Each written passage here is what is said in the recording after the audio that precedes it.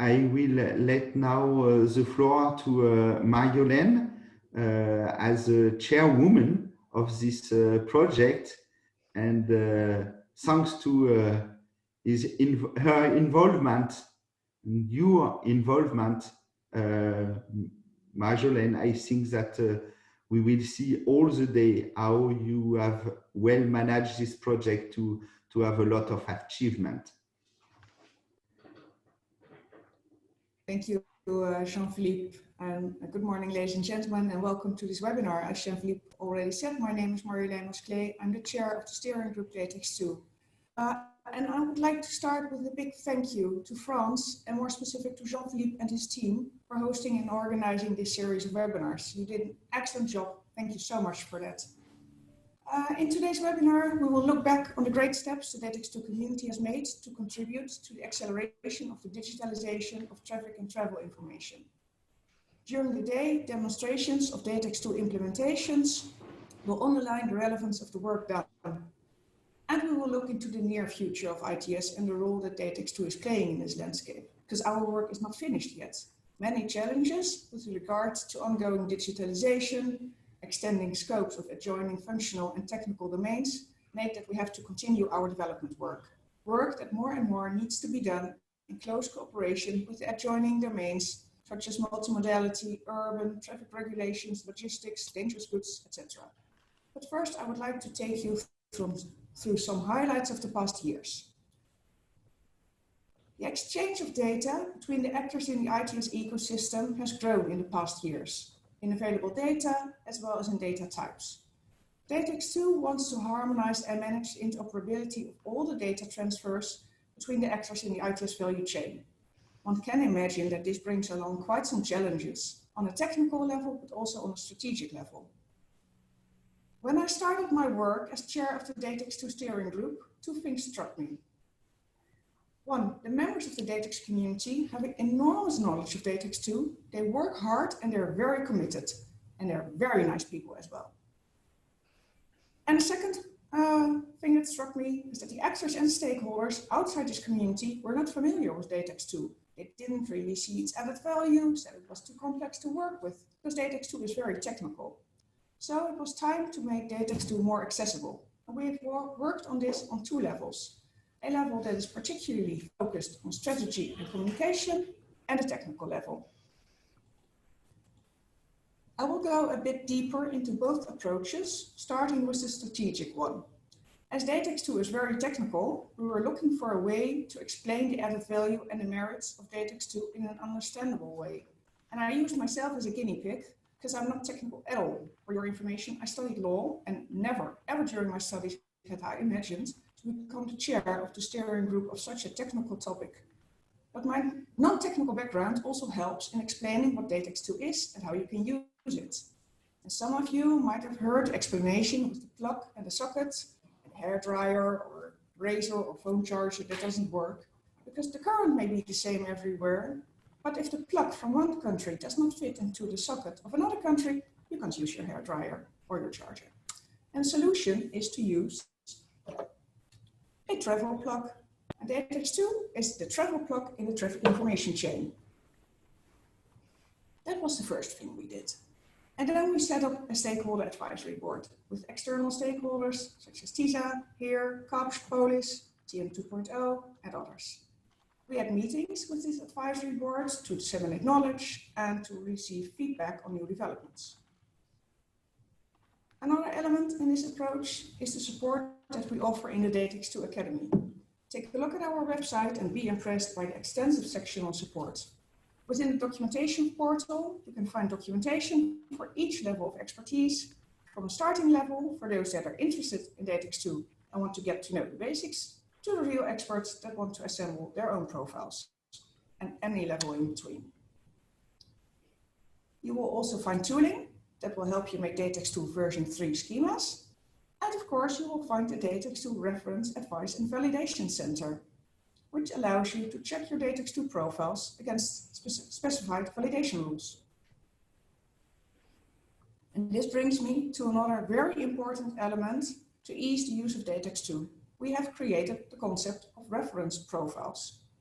we developed recommended reference profiles to support EU delegated regulations. Member states can use these reference profiles to fulfill the requirements of the delegated regulations of the ITS directive. As you know, delegated regulations on SRTI, RTTI, multimodal and truck parking all mention DATEX II as the carrier of information. I think this is where my law studies and technologies come together after all. Next to the recommended reference profiles, we developed, in very close cooperation with the EU EIP, the so-called reference service profiles for the ITS deployment guidelines. For those of you that are not familiar with the deployment guidelines, they serve as a tool to ensure that ITS services in Europe are deployed in a harmonized way. Another important deliverable that I want to highlight is DATEX II Lite. DATEX II Lite provides real-time traffic information focused on the app developers community. It enables road operators to open up their data in a very easy way, as it does not need any further processing considering content. Now, we've already moved away from the strategic to the technical level, and this brings me to a huge achievement of the past years, the migration from version 2 to version 3. The 7 parts forming version 2 of DATEX II have now fully been migrated to version 3. This means that the part on methodology, which describes the rules of the standard, the part on location referencing, and the part on the common information elements, as well as the parts on road situations, VMS, road data, and parking are migrated to version 3. And DATEX II version 3 is expanded with new parts on TMPs, traffic lights, facilities, energy infrastructure, and traffic regulations. And the part on UVAR will follow soon. As compared to version 2, version 3 has some major enhancements. For example, it is now possible to make a profile that is completely tailored to your use case. It can be a small profile or a more extended one. In any case, it will just contain the elements that you need. And it ensures that different profiles are compatible and interoperable. Just a few of the many advantages of a more mature model. All our efforts to make DATEX II more accessible, our outreach activities, our technical work, it all paid off. More and more domains see the advantages of using DATEX II. We intensified existing collaborations and started new ones. To name but a few, the link with TNITS was strengthened, as DATEX II and TNITS are now working together on the interoperability of standards in the traffic management domain, starting with the scope of traffic regulations. The collaboration with Socrates became closer as the Socrates project uses DATEX II as a basis for their TMAX protocol. We created a close link to the CITS real-life implementations and to the actual needs of the CITS user community, because DATEX II plays an important role in the world of emerging new services. We have been asked by the electromobility community, as well as by the community on access regulation, to develop a standard in the DATEX II framework. And this led to the DATEX II publications on energy infrastructure, as well as on regulated access zones. And a closer cooperation with the Urban Working Group in CEN led to the new activity on traffic regulations. And there's so much more to say. I could go on with multimodality, logistics, dangerous goods, biking, parking, Galileo, European mobility data spaces, etc. But the whole program is waiting for you today, and I don't want to take any more time. What I do want to say is that these examples of cooperation show that the scope of DATEX II has really expanded in the past years, and it underlines the need to continue our development work and to do this in close cooperation with the adjoining domains. With these words, I end my presentation. For now, it only remains for me to wish you all a great webinar. Thank you. Thank you, Marjolein. Now I let the floor to Mr. Gilles Carabin from the European Commission. Please, you have the floor, Gilles. Merci Jean-Philippe, and good morning to everyone. Do you hear me? Very well, perfectly. Yes. Excellent, excellent. Thank you, and it's really my pleasure to have this opportunity to speak today at this concluding webinar of DATEX PSA.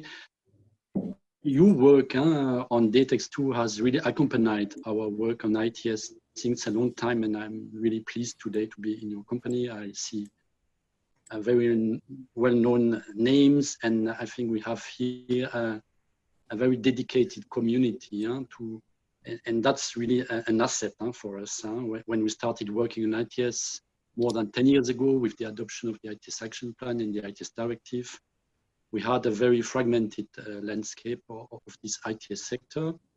It was starting to gain ground, but I think a lot has been done since then through legislation, with a series of regulations, focusing in particular on data, and also through funding support from the CEF to support the ITS deployment. But at that time, more than 10 years ago, we had no widely used data standards. We were not talking yet about national access points. And I think it's safe to say that we have come a long way since then. We have now all national access points online, and on most of them, we have now relevant data accessible. I think there is still a lot to do in terms of increasing the data available possibly on the whole network, also to increase also the quality. And we are working on that still now, with in particular the ongoing revision of the RTTI specifications, and also in the upcoming revision of the ITS Directive. And I need to say that the importance of digitalization is being acknowledged more and more, and it's reflected also in the growing quantity of data being published. And this availability of data in standardized formats fosters, of course, and supports the reuse by service providers and other stakeholders, and therefore the development and deployment of ITS services to the benefit of road users. So it's not for the sake of having data, it's really with the objective of increasing the ITS deployment to increase safety and also efficiency of the use of the networks. And of course, the DATEX II has played a very important role in this process. I think we can safely say that today it has become ubiquitous in the exchange of not only traffic data, but of course, traffic is information services are at the core of the DATEX business, I would say, and its development thanks to very dedicated teams. We had Marjolein, but I think we speaking just before me, but I think there were other colleagues, Bart and others, who have played a really an important role in creating this DATEX community and creating and making sure that we have experts who are able to further develop and support the use of DATEX by the implementers. We have, of course, used that in our delegated regulations. It is an important fact that we have available standards that can be proposed to the implementers and that can guide their work. And so it's no way to get around the fact that DATEX is here to stay, and we need further development. We need more implementers using DATEX, and that's why even if we are today in a concluding webinar, it's certainly not the end of the journey for DATEX. And I think we will make sure that DATEX has still a long life and can still develop. You are probably aware of our smart and sustainable mobility strategy, and many of these policy goals that I listed in this strategy are linked to improving safety, road safety, and sustainability, with a strong focus on digitalization, on data availability and accessibility to achieve these goals. And the link with the DATEX work is obvious, is evident. The increased reuse of data improves, of course, the provision of information to road users and between public authorities and private stakeholders. And this, of course, can only achieve a meaningful scale if data and exchange of data is standardized, and therefore your work is really at the core of this of this data exchange and reuse. We have seen also in the recent years and the development of other standards to complement the sector further in the road sector, for instance, the TNITS, and also more in the multimodal, with a multimodal dimension, with the transmodal NATEX environment. I would like to insist today on the need to cooperate, to collaborate between all these efforts to ensure complementarity, to avoid overlaps, also to be able also sometimes to identify gaps and to define who does what. And here added value is key, of course. We need to make use of the advantages of each standard. And I'm really happy to see that this communication is active and will be further supported by the coordination mechanism to federate national access point that we are now putting in place. I hope that we are able to sign the award decision in coming days and grant agreement in the coming weeks. And this is really important to try to structure the sector, and also in view of the future mobility data space. Of course, the things you are doing, the national access points, all this environment, all these efforts, this federation of national access points are part of the mobility data space. We are currently looking at defining the features of this mobility data space. Transport and mobility is really a sector where there are a lot of data in many sectors for all in all domains and modes, and we need to find a way to structure that in something which is meaningful. And of course, this coordination mechanism for the national access point will play its role and have its place in this mobility data space. So to conclude, I would like to wish you all the best and to congratulate everyone involved in the creation and development of the DATEX II for coming this far. Of course, this is certainly not the end of the journey, and we expect really that we will continue the process and increase the benefits of standardization further, and that the data community will grow in cooperation with other communities, and that we will continue to benefit from your commitment. So thank you, and I wish you a nice webinar. Thank you, Gilles. Now, Chris de Vries, the floor is yours. You are the director of the National Data Mobility Warehouse in Netherlands. So please go ahead. Yes. Okay. Thank you very much. Can you hear me? Very well. Okay. Thank you. Thank you for inviting me here in this webinar around the DATEX community. Yes, I'm director of the National Data Portal Road Traffic, and I will deliver a short presentation for you. And I have 4 items: the role of DATEX in the Netherlands, the European collaboration and the value for that for the Netherlands, the Dutch ecosystem, and the joint challenges as we see them. Yes. DATEX II is the e-language of the 19 participating road operators in the Netherlands on the national, provincial, and urban level. And we are supporting, as the National Data Portal, this collaboration between the partners. A starting point, I think, DATEX is, it was mentioned just before, the collaboration in interactive traffic management as tested in Socrates. We are involved in that, and it seems to be very promising.